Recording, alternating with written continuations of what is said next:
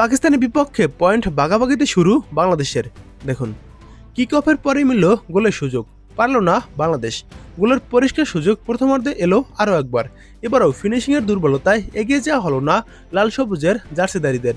প্রথমার্ধে বাংলাদেশ দারুণ, দ্বিতীয়ার্ধে ঢাকা পড়ল পাকিস্তানের আক্রমণাত্মক ফুটবলে। তবে গোলবারের সামনে অবিশ্বাস্য শ্রাবণে হার এড়াল বাংলাদেশ।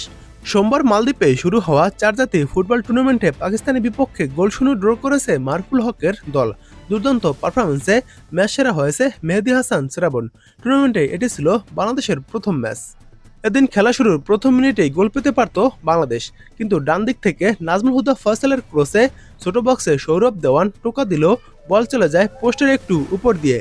গোল না পেলেও পাকিস্তানের উপর চাপ বজায় রাখে বাংলাদেশ। এরপর বেশ কয়েকবারই আক্রমণ সানিয়েছেন মুরশাদ ফয়সালরা।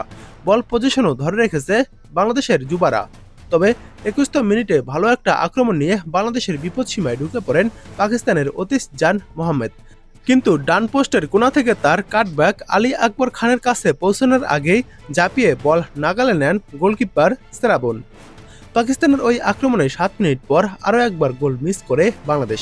নিজেদের অর্ধ থেকে মানিক মুলার বাড়ানো লং বল লেফট উইং দিয়ে ওঠা রাব্বি হোসেন রাহুল মাটিতে নামান। এরপর কয়েক কদম এগিয়ে পাস দেন মুর্শিদ আলীর কাছে, কিন্তু ফাঁকা থাকা এই ফরওয়ার্ড শট নেন কাছের পোস্টে থাকা প্রতিপক্ষ গোলকিপারের শরীর বরাবর। এগিয়ে যাওয়ার ভালো সুযোগটাও হারাল বাংলাদেশ। এই অর্ধে যোগ করার সময়ের প্রথম মিনিটে বাম দিক দিয়ে বক্সে ঢোকার মুখে রাব্বিকে ফেলে দেন পাকিস্তানের ডিফেন্ডার আলী খান নিয়াজ। পেনাল্টিতে জোরালো আবেদন করে বাংলাদেশ, রেফারি তাতে সাড়া দেয়নি। এর 3 মিনিট পর প্রায় 35 গজ দূর থেকে ফয়সালের নেয়া নিচু শট বেরিয়ে যায় পোস্ট ঘেঁষে। শেষ পর্যন্ত গোলশূন্য বিরতিতে যায় দুই দল। বিরতি থেকে ফিরে গোলের জন্য মরিয়া হয়ে ওঠে দুই দল। বাংলাদেশের রক্ষণে চাপ বাড়ায় পাকিস্তান।